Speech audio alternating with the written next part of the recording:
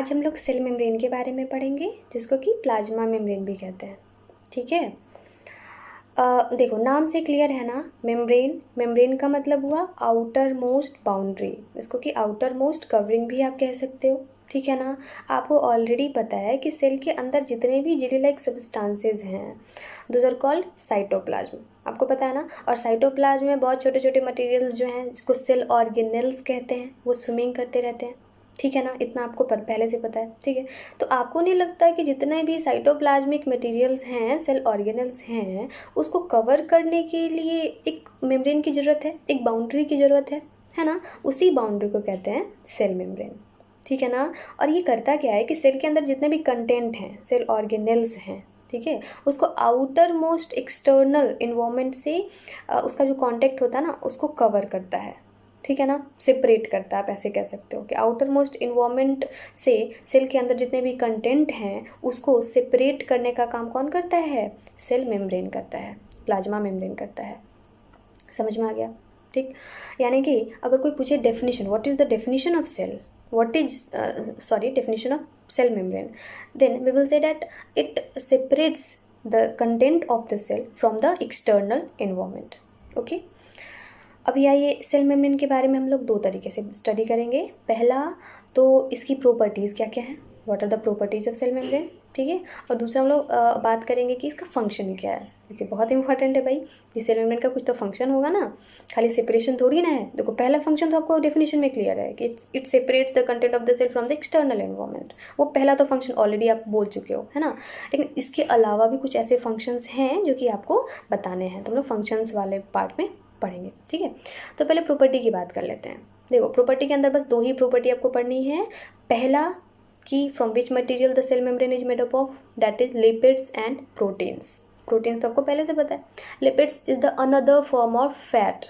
ठीक है, लिपिड जो है फैट का दूसरा फॉर्म है। समझ में आ गया पहली प्रॉपर्टी। दूसरी property, cell membrane is very flexible in nature.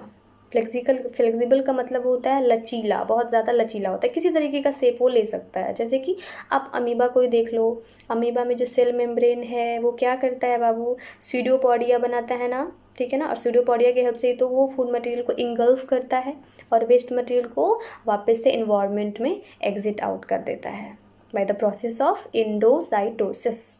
ठीक है। तो ये बढ़िया सा एग्जाम्पल था आपको समझाने का कि why the cell membrane is very flexible in nature. समझ में आ गया। अभी हम लोग फंक्शंस की बात करते हैं। देखो फंक्शंस में पहला फंक्शन तो आपको ऑलरेडी पता है ना, कि सेपरेशन का, एक्सटर्नल इन्वायरमेंट से सेल के कंटेंट को सेपरेट करता है। इसके अलावा दो फंक्शंस और हैं। ठीक है, बहुत इंपॉर्टेंट फंक्शंस हैं, ध्यान से सुनना। दूसरा फंक्शन इसका ये है कि इट अलाउज और permits some materials to enter into the cell and some materials to go out of the cell. इसका मतलब ये हुआ कि एक तरह से ये गेट कीपर का काम करता है। ठीक है ना। गेट कीपर का काम इसलिए करता है क्योंकि ये डिसाइड करता है कि कौन से मटेरियल को सेल के अंदर जाना चाहिए, प्लस कितने अमाउंट में जाना चाहिए। जैसे कि आप एग्जांपल ले लो, वाटर को की तो ज़रूरत है ना सेल को, है ना। तो वाटर को कितने अमाउंट में जाना चाहिए, और जाना भी चाहिए कि नहीं जाना चाहिए। ज़रूरत होगी तो ही जाएगा ना, ज़रूरत नहीं है तो क्यों जाएगा। ठीक है। अभी ऑलरेडी सेल के पास बहुत सारा वाटर है तो थोड़ी ना अंदर जाएगा, जाना भी नहीं चाहिए, तो सेल तो ब्रस्ट हो जाएगा, फट जाएगा, है ना। तो किस मटेरियल को अंदर जाना चाहिए और कितने अमाउंट में जाना चाहिए, ये कौन डिसाइड करता है? सेल मेम्ब्रेन डिसाइड करता है। ठीक है ना। इसका उल्टा, किस मटेरियल को बाहर आना चाहिए। वाटर का एग्जाम्पल देख लो, अगर सारा का सारा वाटर सेल से बाहर आ जाएगा तो आपको नहीं लगता है कि सेल डेड हो जाएगा, है ना। तो इस वजह से सेल, सबसे पहले ये बात याद रखना कि सेल परमिशन देता है, it permits some materials to enter into the cell and some other material to go out of the cell. ये सेकंड फंक्शन हो गया। इसका थर्ड फंक्शन ये है कि कोई ज़रूरी नहीं है कि सारे के सारे मटेरियल्स को अमाउंट देख करके वो एंट्री दे दे। बहुत सारे ऐसे मटेरियल्स होते हैं जिसको के अंदर नहीं जाने देना है, जैसे अल्कोहल हो गया, किसी तरह का पॉइजन हो गया। ठीक है। तो इस तरह के सब्सटेंसेस जो है उसको प्रिवेंट करता है सेल मेम्ब्रेन, डायरेक्टली स्टॉप, रोक देता है कि आपको जाना ही नहीं है। ठीक है ना। तो थर्ड इसका फंक्शन क्या हो जाएगा, it prevents some materials to enter into the cell. ठीक है। तो बस ये 3 आपको फंक्शंस पढ़ने थे, कॉपी में दिया हुआ है। अब उसको नोट डाउन करके एक बारी याद कर लेना। ठीक है ना, एग्जाम्स में पूछे जाते हैं। एक वेरी इंपॉर्टेंट क्वेश्चन आपके एनसीईआरटी में भी दिया हुआ है कि why the cell membrane is called the selectively permeable membrane. इसका आंसर आपको ऑलरेडी मैंने दे रखा है, आप खुद सोचो। सिलेक्टिवली परमिएबल मेम्ब्रेन, मेम्ब्रेन क्यों कहते हैं? क्योंकि आउटर मोस्ट कवरिंग है ना, एक्सटर्नल इन्वायरमेंट से सेपरेट करने का काम करता है।